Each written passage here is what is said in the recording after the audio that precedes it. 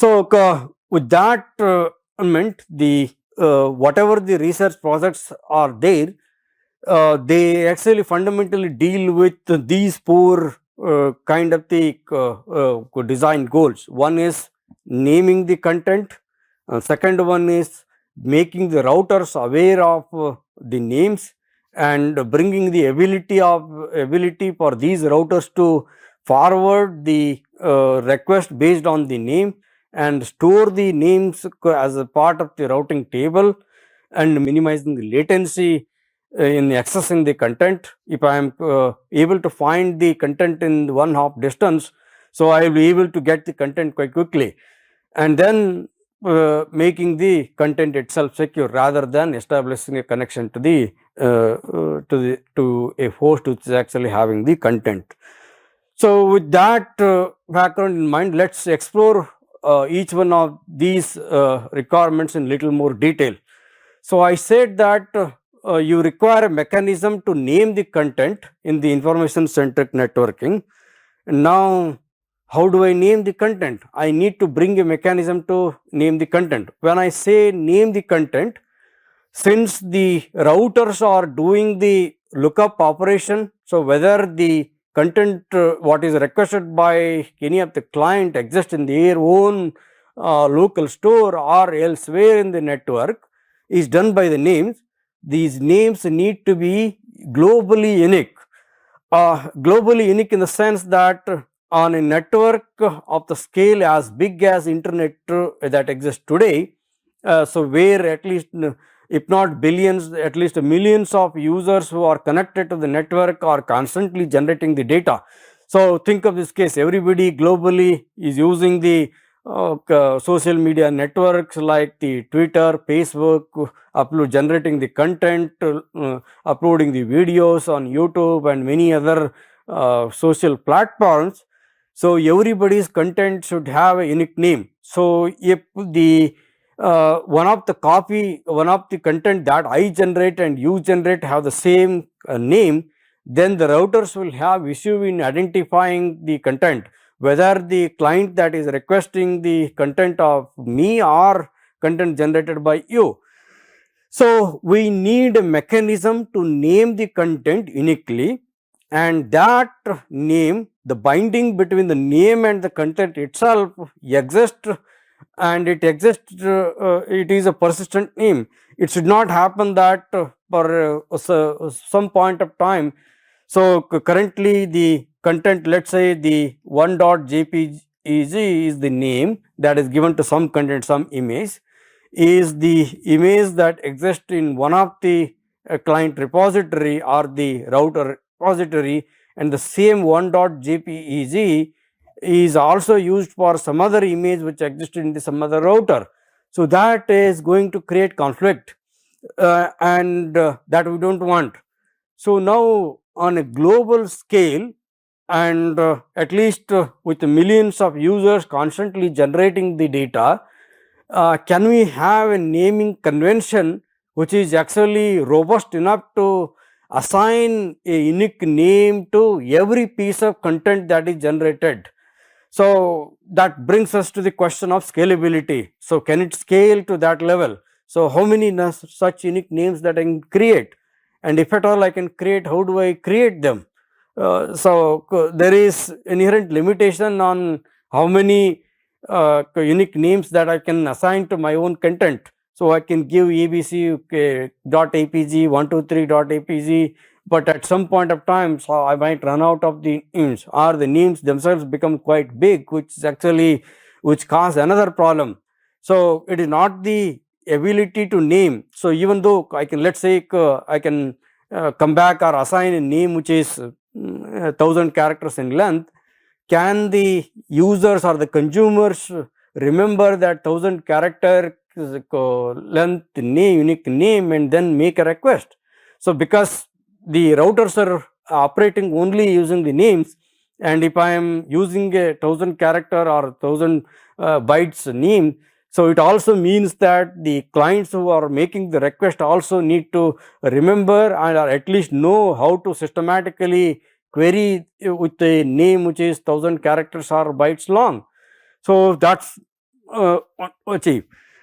And in effect, the storage and the routing also is happening with the name. So that ability also should coexist with the naming convention that we use. So now let's try to understand how can we assign such a name. So one of the mechanisms that you can use to assign the names to content is something called as the flat name. So flat name is it assigns a standard unique name, something like 1.jpg. There is one piece of there is one name, whether it is 1.jpg or 2.jpg, 10.jpg, 100.jpg, 1000.jpg, whatever is there. So this is a flat name. So what I can do is I can assign such a name to the content.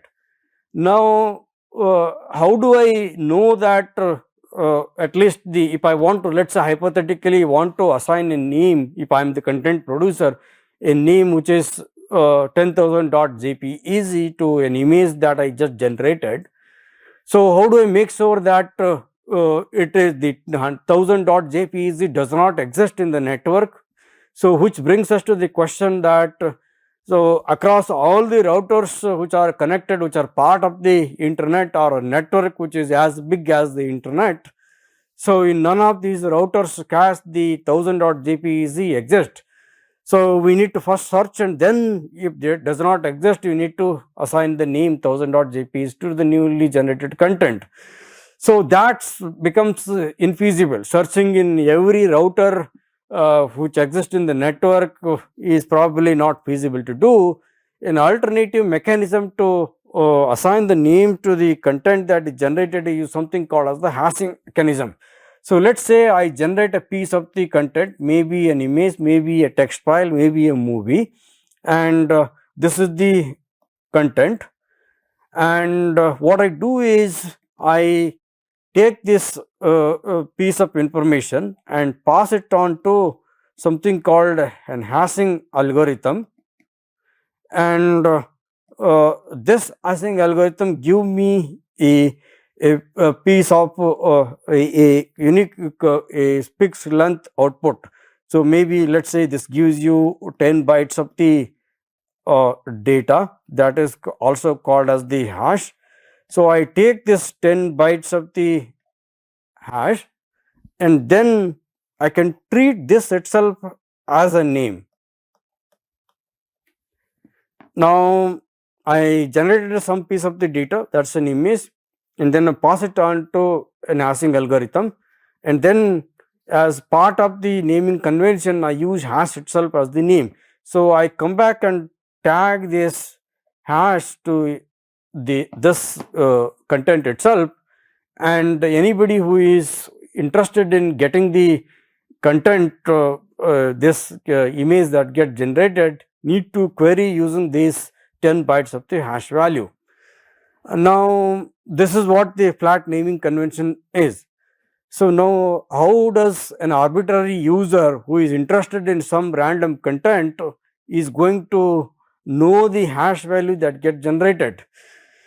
So a compromise between the hash value and the ability of the naming the content and the user is to combine the user generated names. So for example, user wants to name this content as 1000.jpeg, and what I am going to do is this 1000.jpeg plus this hash value becomes the name for this content. So at least if the user queries with the 1000.jpeg, then so along with that I am going to put this name and populate in the network. Anybody who queries with the 1000.jpeg as a name should be able to identify all those pieces of information in the network which is tagged with the or at least having the name as 1000.jpeg. So that is what the flat name naming actually means. So this actually flat naming is an idealistic scenario, and in practically implementing that or translating that into reality is become it going to be challenging, because now hash is going to be part of the name itself. Then you still need to make the end user who is querying for certain content, what would be the hash value that is part of the some name. So that is one way of naming the content, and purely this naming content from a generation perspective and also from the distribution perspective is not scalable.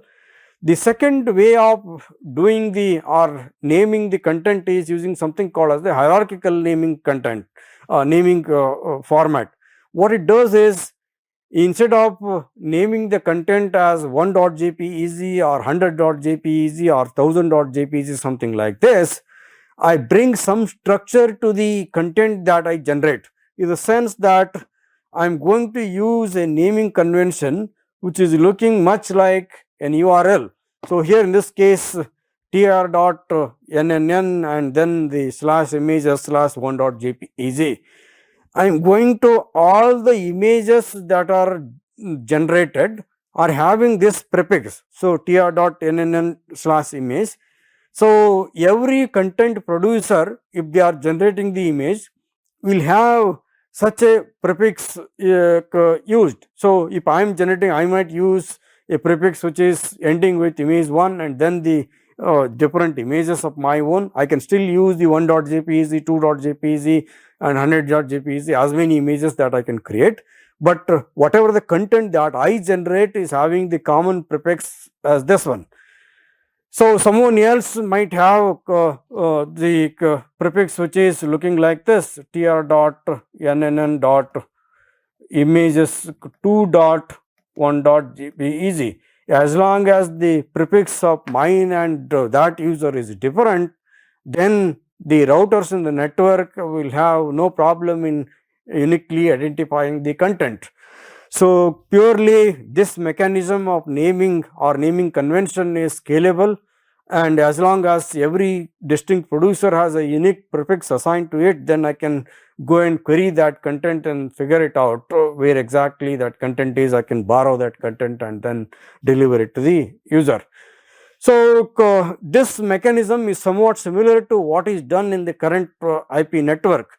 So IP networks uses the IP address as the means for locating the content or borrow the content from that particular location, and it uses the IP prefixes, and the search operation itself is done using the longest prefix matching technique, and it also uses the routing aggregation. So the common prefixes you take together and then you condense them and then put it into aggregation.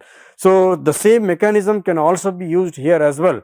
So for example, if there are two producers P1 and P2, and if these two producers share a common prefix which is looking something like this, so maybe he is having the prefix xyg slash pqr and then pqr maybe 1 and then 1.jpeg, 2.jpeg, something like this, and xyg, the second producer has got xyg pqr 2 as a prefix, and then he can name the content.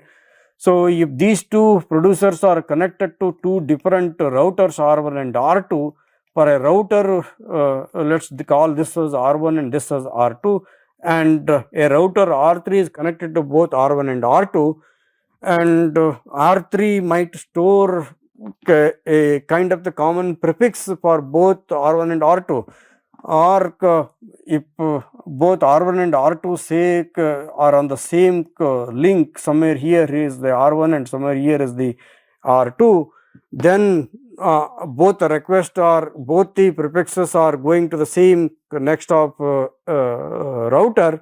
So then I can use a common prefix which is xyg dot slash xyg something something like xyg star. So anything that is originating when the client makes a request, irrespective of whether it is xyg slash pqr1 or xyg slash pqr2, I still send it to the same outgoing link or on the same next hop link. So in effect, what I am trying to do is here the condensation or the aggregation of the unique names that exist in the globe, exist in the network. So that is possible if you use a structured naming conventions like the hierarchical naming convention. And the third way of looking at the or generating the names or assigning the names to the content that get generated is something called as using the attributes.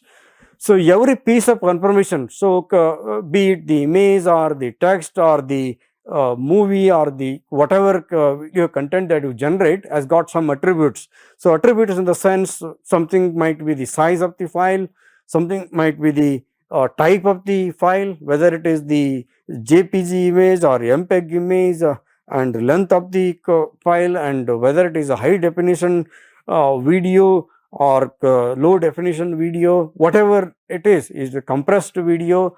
Coupled with the name of the author, these are all some of the possible attributes. You take these attributes and then using that as an input, you pass on this to think of this as these are different attributes that are passed to a function, and that function come up using all these attributes comes back with a unique name, and that name you assign to the content and populate in the network, using which the consumers actually subsequently raise the request and get that content. So let me summarize. Flat names use hashing mechanism, and then they are flat names are not only poses challenges for naming, it also poses challenges for routers to navigate and locate the content. And if you have flat naming convention, then the sheer number of the unique content that get generated, at least on a network as big on a scale as that of the internet. So there are many at least millions of unique content get generated every day, and storing those many number of unique contents in every router is going to be quite a challenge. And on the other hand, if you use the hierarchical naming convention, so you can bring some notion of the structure, and then you can aggregate the names using the common prefixes, and then you can do the forwarding and the lookup operation. And the third way is to look at the attributes that are existing with the data itself, and you take these attributes and then you generate the unique name to the content that get generated. So these are the three possibilities that exist. So that is one way, one challenge that we wanted to address in the information centric networking, which is the naming the content. The second mechanism that we want to address is something called as the caching mechanism. So meaning, as I said, as the content moves from the producer to one of the recipient, all along the path the routers can make an independent decision to cache the content. Now the question is, if every router in the network starts to cache the content generated by every producers that exist in the network, then how much of the storage capacity the routers need to have? And and clearly it is imperative that every router cannot actually cache the content that is existing in every or generated by every producer in the network. There is some limit on how much of the storage capacity you can put inside the router. So that brings us to the question, so at what point of time the router makes a decision to cache what content? So is it based on some rational argument, or what is important to cache? If I am discarding something, then on what basis I am discarding something? So those decisions we need to make. So that is what is called as the intelligent caching and the storage. And in effect, by storing the content closer to the consumer, we are improving the response time, but that comes at the expense of the storage cost. You want to put the storage at every router. So now I can trade off. So the more the amount of the caching ability that I have, more the capacity I have in the routers, more the content I can store, and that improves the response time. But on the other hand, so if my cache is limited, then I am going to probably, if I don't have it, then I need to ask my own neighbor. So you need to cross some number of the hops in order to get the content. So there is a trade-off. Now I want to minimize the response time, and at the same time I want to store more number of the unique contents, as many unique content as possible, so that I minimize the number of the times I actually go to the end producer to get the content. That's the objective. Now this can be achieved by a kind of the strategies which broadly fall into two categories.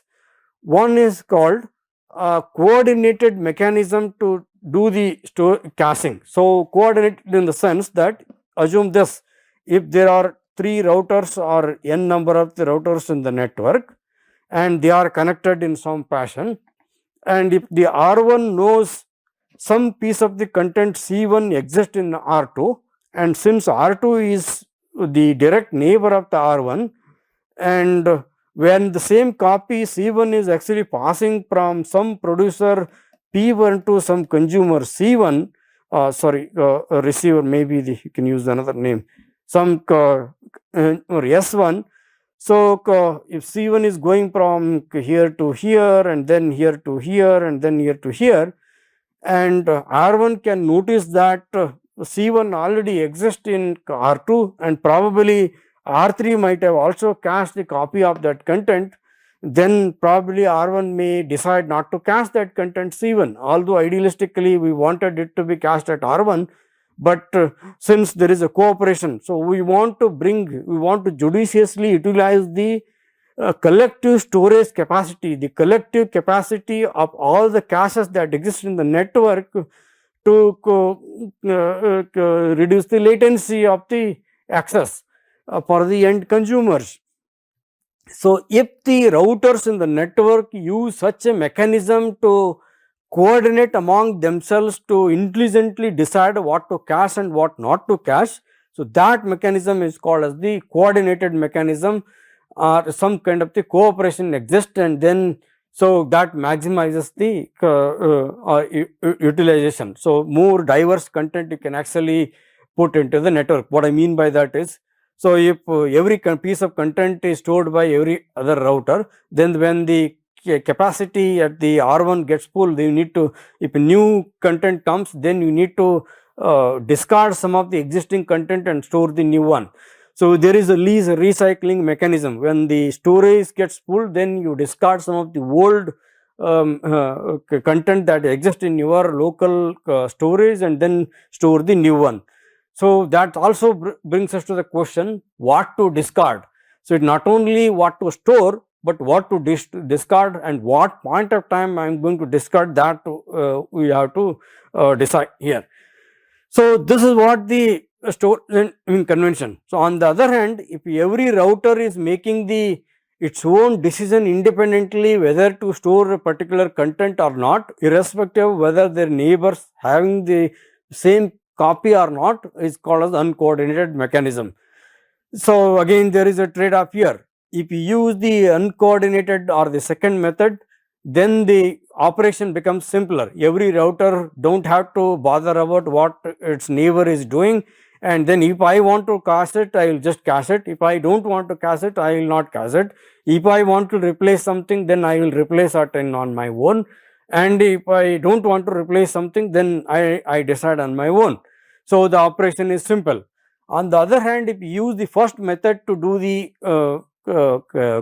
caching and the replacement decisions, then you need to know constantly at maybe at every regular interval of time, you need to go and find out what is there in the router R2's cache and what is there in the router R3's cache. Now the question is how far I can go, whether it is only 1 hop neighbor or 2 hop neighbors or n hop neighbors, that's the question. So again, the more the number of the hops you go away you go on, and So the more the diverse content you will be able to store in the network, and that comes with the expense of the communication, which is just used to find out what is there in this neighbor's cache.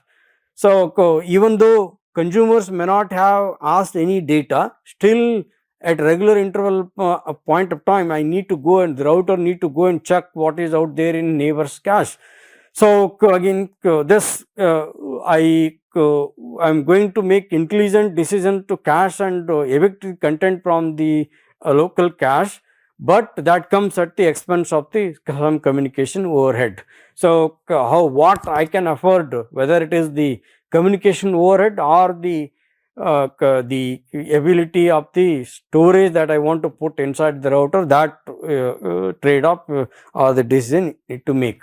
So that is the second the objective that we want to bring into the information centric networking.